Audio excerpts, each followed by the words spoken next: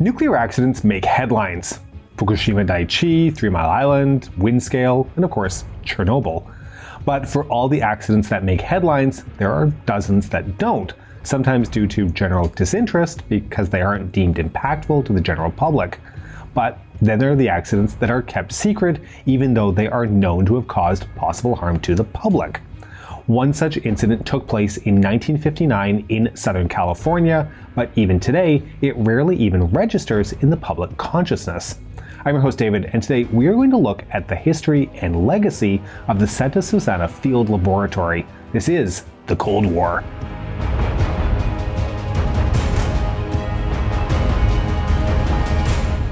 So, this story starts in 1947 in Southern California in the West San Fernando Valley, south of Santa Susana in the Simi Valley, and west of the present-day Los Angeles suburb of Chatsworth. It was in this hilly, scrub-covered terrain that North American Aviation acquired a 2,850-acre piece of land. North American, one of the largest aviation contractors in the United States, needed a space for testing new technology and equipment, and the remote location was ideal. There was a relatively low population in the surrounding area, but it was still close enough to the burgeoning defense industry that had grown so dramatically during the Second World War, and seemed to be continuing with the onset of the Cold War conflict with the Soviet Union. North American took the site and divided it into 4 sections, or sites. Over the following 6 decades, the sites were used by a variety of different firms and government agencies to conduct tests and experiments. It hosted 10 different nuclear reactors and witnessed over 30,000 rocket engine tests. While the Santa Susana site certainly played a key, if unsung, role in America's Cold War, it has left a legacy of environmental destruction, human suffering, and firms and organizations attempting to renege on commitments of restitution. Okay, so let's start with sites 1 through 3, which were used for rocket testing. North American was a leader in the 1940s in the development of rocket engines, and eventually created a specialized subsidiary, Rocketdyne, in 1955. The development of these rockets was crucial for military purposes in the deepening Cold War, and were key for both cruise missile and ICBM technology. It was Rocketdyne that began development of the SM-64 Navajo supersonic cruise missile, with much of the testing happening on the rocket test frame at Santa Susana. While the SM-64 never really came to fruition, supplanted by the SM-65 Atlas, and cancelled in 1958, the booster engine technology that Rocketdyne had developed was used in a variety of rockets that came into service, including Atlas, Redstone, Thor, Jupiter, Mercury Redstone, and Juno. Rocketdyne was also directly involved in the development of the booster for the Saturn I rocket and the multi-stage rocket system for the Saturn V, both integral to the Apollo program. And the facility at Santa Susana was a central site for this equipment, with over 30,000 tests being carried out before the facility was closed in 2006. So, all this might sound positive. High-tech jobs in a burgeoning field, coupled to rapid scientific, technological, and engineering progress. Except that these tests left substantial destruction behind them in the form of deep environmental damage.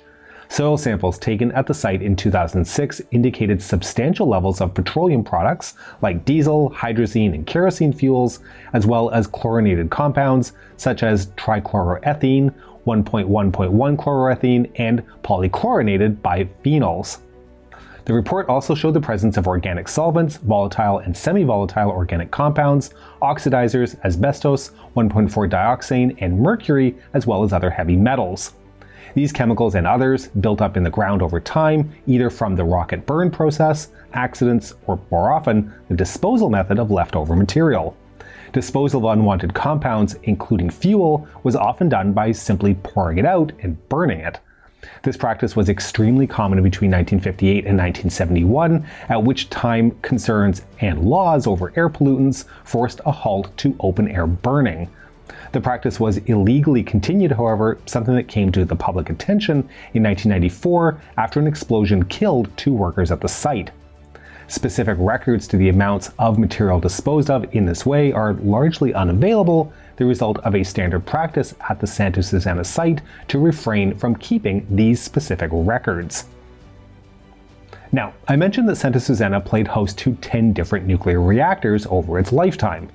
North American Aviation had created a subsidiary in 1955, Atomics International, specifically to deal with the nuclear technology business that it was heavily involved in. It was one of the primary contractors of the U.S. Atomic Energy Commission, tasked with development of nuclear technology for both commercial and government purposes. At Santa Susana, these experiments were hosted at Site 4 and were designed not for mass energy production, but rather for practical experimentation with new designs and technology.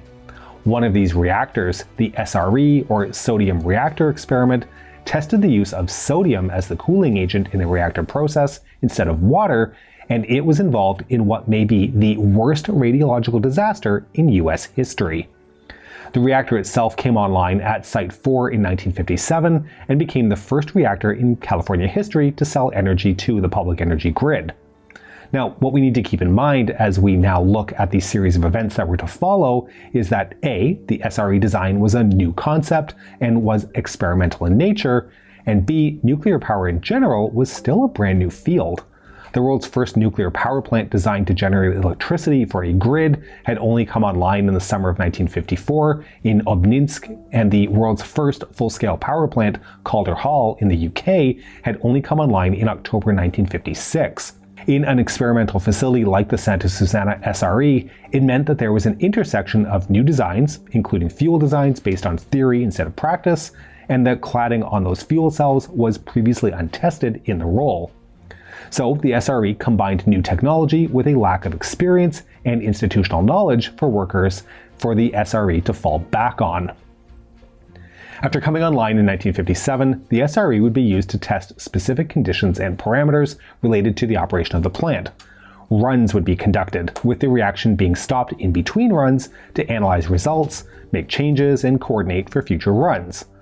During Run 8, conducted between November 29, 1958 and January 29, 1959, a black residue was noticed on the fuel elements as they were being inspected. This was combined with a wide temperature spread between the top and the bottom of the reactor chamber, over 300 degrees Fahrenheit. A temperature spread of less than 100 degrees was to be expected, but it was found that by washing the residue off the fuel elements, the temperature spread was reduced to acceptable levels. It took until January 7th during the run to recognize that tetraline, a hydrocarbon used on the pump seals, had leaked into the sodium coolant and was reacting to form naphthalene, which was collecting in the channels through which the sodium ran. It was concluded, though, that by jiggling the rods, the deposits would dislodge and the reactor temperature would return to a more normal distribution. These anomalous temperature fluctuations continued through the next few runs. At the end of Run 13, from May 27, 1959 to June 3rd, the issue presented again, and the conclusion was again reached that tetraline had once again leaked into the sodium. The run was ended in order to replace the leaking pump. There was also an attempt to clean the fuel elements. However, during the process conducted on June 4th, to use the words from the Atomics International SRE Fuel Element Damage Report, a, quote, pressure excursion occurred. There was an explosion as water from the wash process interacted with trapped sodium that wasn't able to drain because of the tetraline leak. While there was a radiation spike, it was deemed to be, quote, not an unexpectedly high value, end quote, and beyond a suspension of using water in the wash process and allowing for a 10-day rest period to let the radiation decay, no further steps were taken. Run 14 of the SRE was begun on July 12, 1959, and issues presented themselves almost immediately. Within 6 hours of the reactor being started, a reactor scram was instigated, that is, an emergency shutdown, due to a loss of auxiliary primary sodium flow, resulting in abnormally high reactor temperatures.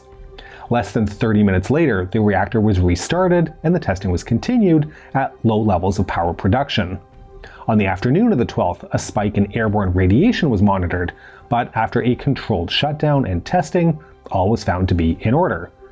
The next day, as Run 14 was continued, a temperature and radiation spike were both monitored, simultaneously with a sudden increase in power generation from 2 megawatts to 14 megawatts over a 2-minute period, resulting in a scram shutdown of the reactor that needed to be manually initiated due to a failed switch. The switch was repaired, and the run continued over the next several days, with radiation, temperature, and power spikes continuing to be observed and the reactor being stopped and restarted multiple times. This continued until the 23rd of July, when another scram was conducted due to excessive temperature differentials between the top and bottom of the core.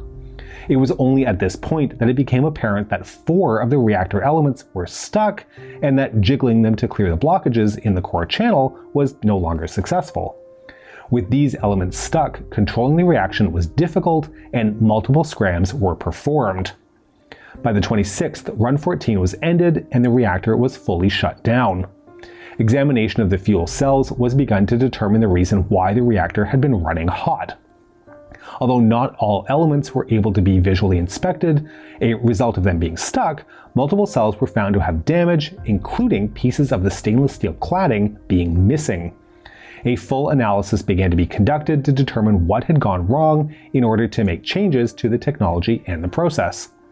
While this was going on, efforts were made to dislodge the stuck elements, something that took until October of 1959 to complete. Okay, so that chain of events is all taken from the Atomics International Report, filed on November 15, 1959. It's a fairly detailed report, and for those of you interested, it can be readily found online if you want a not-so-quick read. The report does detail the environmental monitoring that was going on before, during, and after Run 14, looking to see if there was possible radiological contamination of the Santa Susana site and beyond.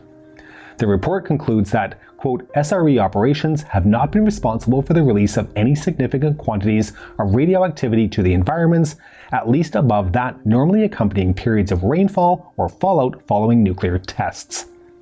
What the report does not indicate, however, is the method by which the trapped radiation from the spikes was helped to release, by opening vents and doors to vent directly into the environment. Since the reactor, like all of the ones that would be used at the Santa Susana site, was only classified as a low-power experimental unit, no containment shell was necessary, allowing direct venting to the outside. So, how would it be possible that venting was occurring but no traces of it were found in the reports? Well, the answer to that is provided in what was being measured in 1959. Atomics International was looking for xenon-133 and krypton-85. What they weren't looking for was iodine-131 or cesium-137.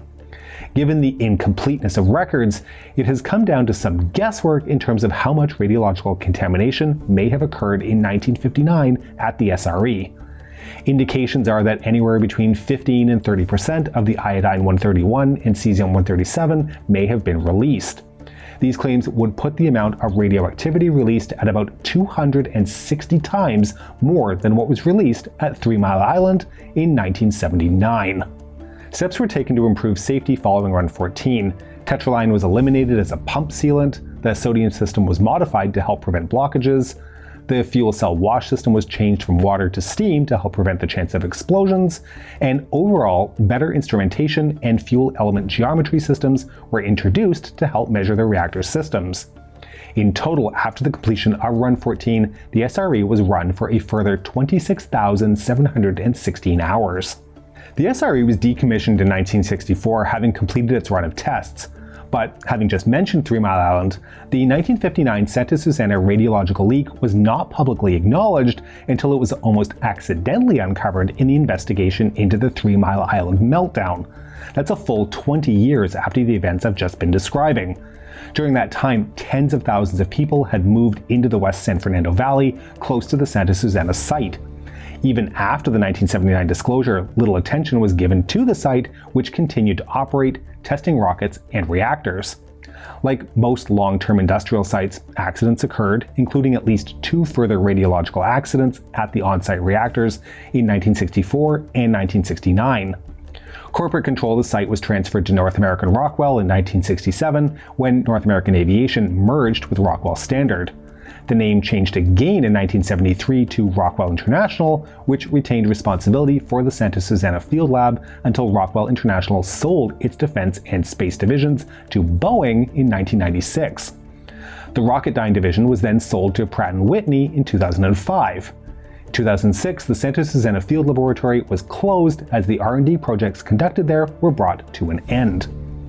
What was left was a site that was highly contaminated, being described at one point by Jared Blumenfeld, the head of the California Environmental Protection Agency, as, quote, one of the most toxic sites in the United States by any definition. We've already talked about the levels of contamination found in the soil. And while it was one thing in 1947 when the area was sparsely populated, by the time the site was closed, even the immediate area was heavily populated, with up to 750,000 people living within several miles of the site and only 30 miles from downtown Los Angeles. Cleaning the site was identified as necessary, and pursuant to that goal, the state of California signed separate agreements with Boeing and the Environmental Research and Development Administration, as one of the successors to the AEC, after it was dissolved in 1975, in order to decontaminate the site to a level deemed safe enough to allow human agriculture to take place. However, delays in this decontamination have been ongoing, and as of the writing of this episode, work has yet to begin, and efforts at delaying the work further, and even secret appeals to the state of California to lower the decontamination standard in order to reduce costs, have been attempted. In the meantime, residents near the Santa Susana site have experienced elevated and ongoing health concerns. According to a study led by epidemiologist Hal Morgenstern of the University of Michigan, for the period 1988 through 1995, we found that the incidence rate was more than 60% greater among residents living within 2 miles of SSFL than among residents living more than 5 miles from SSFL for the following types of cancer: thyroid, upper aerodigestive tract, including oral and nasal cavities, pharynx, larynx, and esophagus; bladder and blood and lymph tissue, including leukemias, lymphomas, and multiple myelomas. While it is possible that it is merely coincidence, it is highly unlikely. So, other than this being an interesting and relatively little-known corner of the Cold War, what does the Santa Susana Field Laboratory tell us? Well, it highlights how the US chose to conduct its research via private corporations, although with government involvement and direction. Innovative thinking, new designs, private capital, all of those things that capitalism is renowned for drove the work at the Santa Susana Field Laboratory. But the flip side to this has been ongoing efforts by these private companies to avoid taking responsibility for the health and safety challenges their pursuit of profit created. Just like in the Soviet Union, as evidenced by something like the Kishtim disaster, secrecy prevailed and responsibility was shirked. I'm not suggesting that there was a common motivation, because there wasn't, but the ultimate outcomes have been remarkably similar. Another legacy of the Cold War. We hope you've enjoyed this episode. Please make sure you've pressed the subscribe button as well as the bell button, which spent the day venting radioactive gas by opening the back door of the house. Please consider supporting us on Patreon at patreon.com/thecoldwar or through YouTube membership. We can be reached via email at thecoldwarchannel@gmail.com. This is the Cold War Channel, and as we think about the Cold War, please remember that history is shades of gray and rarely black and white.